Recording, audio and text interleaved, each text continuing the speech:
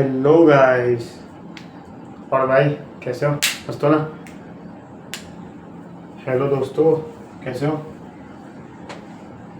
बढ़िया हो ना सब लोग? और भाई लोग कैसा चल रहा है? मस्त है ना? शुरू करें आज की वीडियो के साथ। वीडियो पॉज कर ले मेरे भाई, क्वेश्चन ट्राई कर ले, ठीक है? आ जाओ फिर, तुमने क्वेश्चन ट्राई कर लिया होगा।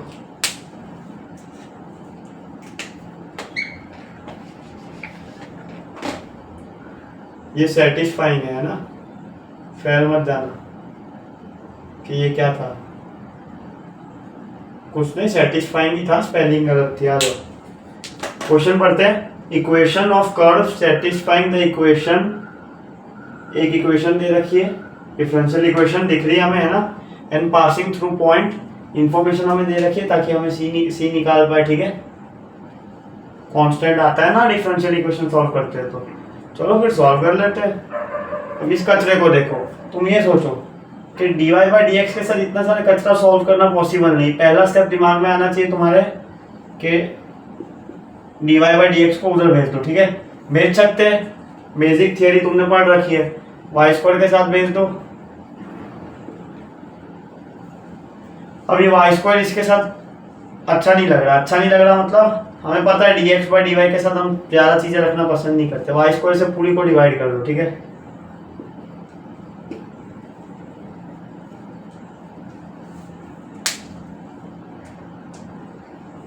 कर दो डिवाइड।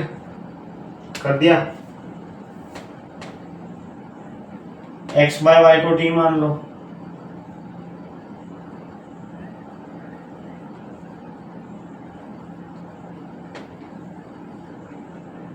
इसका डिफरेंशिएशन y का डिफरेंशिएशन y के रिस्पेक्ट में 1 plus y as it is dt by d Y.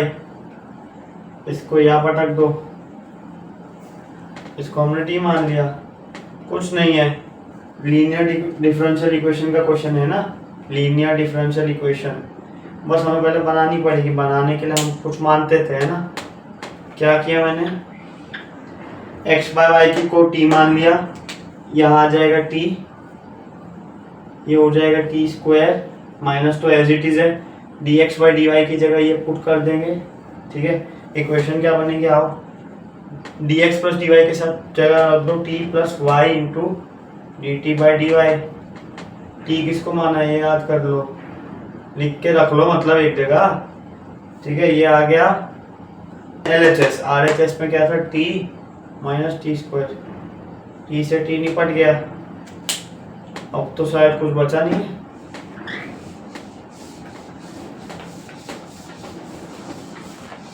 अब ये मत बोलना कि पता कैसे चला कि टी एक्स बाय वाई को टी कैसे माना रहे। एक्स बाय वाई दिख रहा था, एक्स बाय वाई का होल स्क्वायर दिख रहा था, ऐसे हमसे सॉल्व हो नहीं रही थी।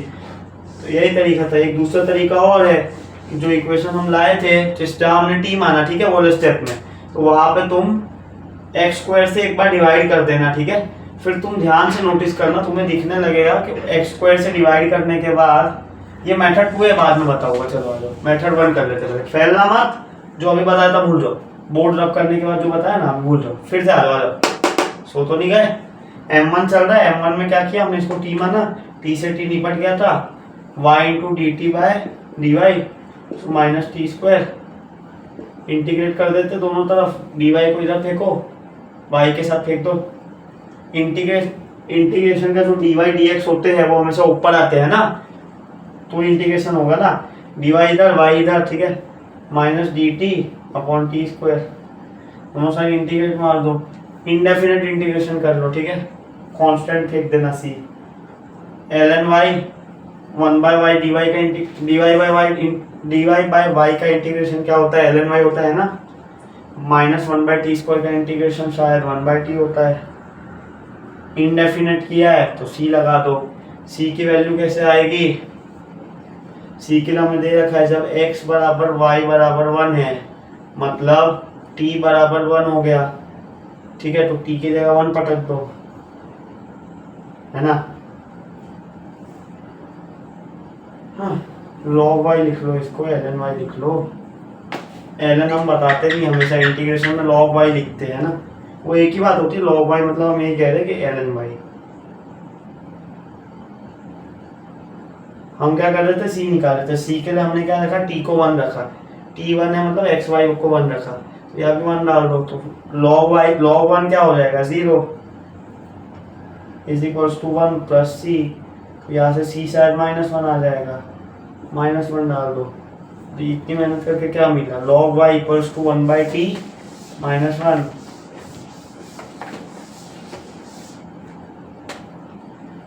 log y equals to 1/t -1, ठीक है। 1 को यहाँ भेज दो, log y plus 1 equals to 1/t। t क्या था, x/y, t की जगह डाल दो x/y। 1/t क्या हो जाएगा, इसका उल्टा मतलब y/x। हमें क्या चाहिए था, y चाहिए। एग्जैक्टली y तो नहीं आ रहा, log y भी आ रहा है, पर ठीक है, शायद आंसर मैच हो रहा हो, है ना। ऑप्शन शायद सी मैच हो रहा होगा, कर देना, आंसर हो गया। दूसरा एक तरीका बता देता हूँ, पहला वाला एकदम बढ़िया से समझ आएगा होगा, कुछ नहीं किया, दिख रहा था x/y दिख रहा था, ठीक है, dx/dy दिख रहा था और x/y² दिख रहा था, तो मुझे तो एक ही चीज आती है कि t को x/y मान लो, है ना। ये m1 हो गया, आंसर अपना आ चुका है ऑलरेडी। m2 तुम खुद कर लेना, बता दे तो क्या करना है। m2 के लिए हमें पीछे जाना पड़ेगा, पीछे मतलब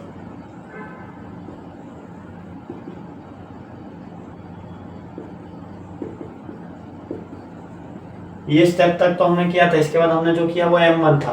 अब m2 के लिए क्या करो, पूरी इक्वेशन को डिवाइड कर दो x² से, ठीक है। तुम देखना, तुम्हें दिखने लगेगा कि 1/x को अगर तुम कुछ मानोगे ना u, तुम्हारा काम हो जाएगा, ठीक है। ये मेथड करना, इस इक्वेशन को डिवाइड कर दो x² से और 1/x को u मान लो। u क्यों मान रहे हो वो तुम सोचना, u तुम इसलिए मान रहे होंगे क्योंकि तुम्हें 1/x², अब देखो तुम हिंट दे देते हो, हिंट दे रहा हो, दोनों साइड डिफरेंशिएट कर दो, ठीक है। पार्शियल डिफरेंशिएशन होता है ना, पार्शियल नहीं करना तो दोनों साइड y के रिस्पेक्ट में डिफरेंशिएशन कर दो, तो u का क्या होगा du/dy और 1/x का क्या होगा -1/x² इंटू dx/dy। अब दिख रहा है कि इसको डिवाइड करोगे x² से, शायद इधर का कचरा ये हो गया, इधर का कचरा दिख गया होगा, कर लेना, मजे आ जाएंगे, ठीक है। जो चीजें चाहिए वो बन जाएगी। m2 बता दिया, m1 बता दिया, एक मेथड करके बता दिया, दूसरा तरीका बता दिया। स्टैंडर्ड पहला तरीका ही है, दूसरा तरीका थोड़ा क्रिएटिव कह सकते हो। क्रिएटिव की क्या बात है, अब अगर पहले ही आंसर दिख रहा है तो आगे बढ़ने का कोई सेंस नहीं होता, है ना। आंसर अपना आ चुका है y equals to log y plus 1 into x, option number C, ठीक है।